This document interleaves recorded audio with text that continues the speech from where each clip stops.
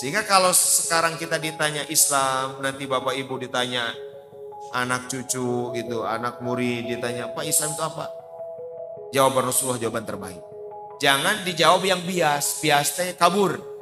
Misalkan gini, Islam itu pasrah, Islam itu tunduk, Islam itu menyerah. Betul, itu makna lugawi namanya. Makna bahasa.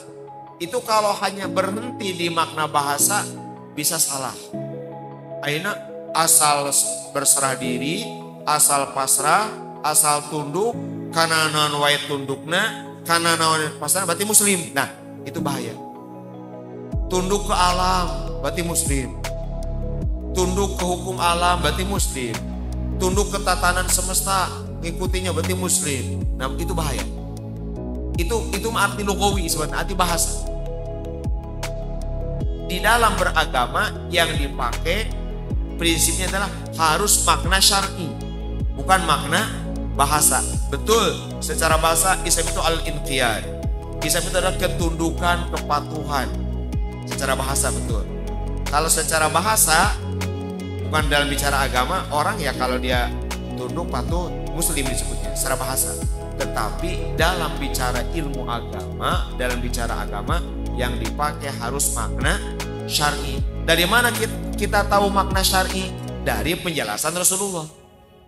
Dari mana kita tahu makna lugawi, makna bahasa? Dari kamus, mu'jam. Kita cek kamus, kita buka kamus.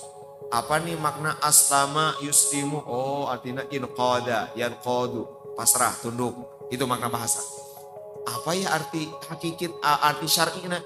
Lihat Quran, lihat hadis, bagaimana Rasul menjelaskan. Itulah makna. Nah, ini adalah makna syar'i Islam. Islam itu hakikat syar'iyahnya adalah nih, yaitu satu, anta syahada alla ilaha illallah wa anna muhammadar rasulullah al hadis.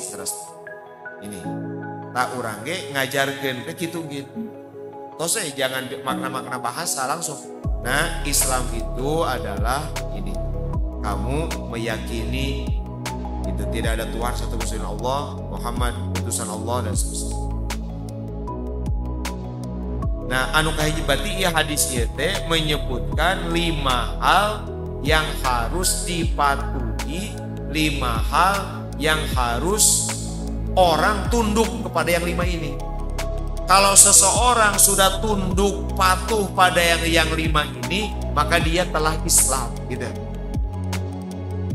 Kalau dia secara zahir sudah melakukan yang 5 ini, 1 syahadat, 2 sholat, 3 zakat, 4 puasa, 5 haji. Kalau sudah tunduk patuh, artinya mau melakukan yang 5 ini, muslim. Dia berhak disebut muslim. Urusan hati belakangan, gitu. Da eta mah mau di mulut wungkul syahadatna, da eta mah api-api sholatna ge, bukan urusan kita.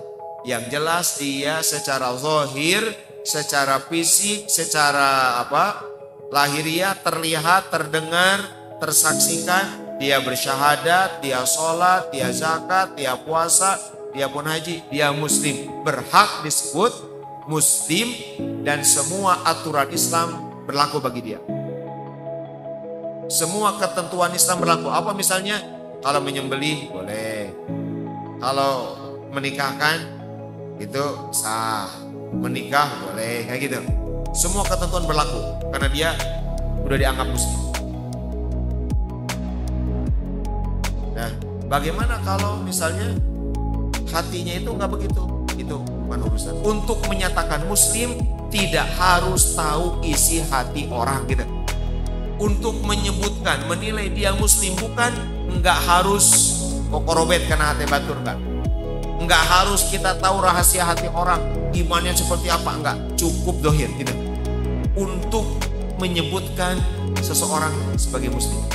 Nah, ia disebutkan di surat Al-Hujurat.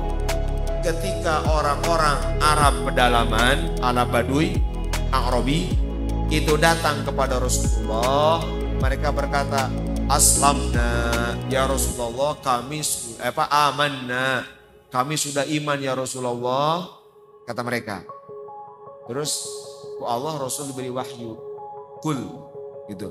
La taqulu amanna walakin qulu aslamna walamma yadkhulul imanu fi qulubikum. Muhammad jawab. Kalian jangan ngomong kami sudah beriman. Iman kan urusan hati. Tapi ini aja bahasanya. Aslamna, kami sudah Islam. Kenapa? Karena iman, nah yang nanti dijelasin, iman belum masuk ke hati kalian.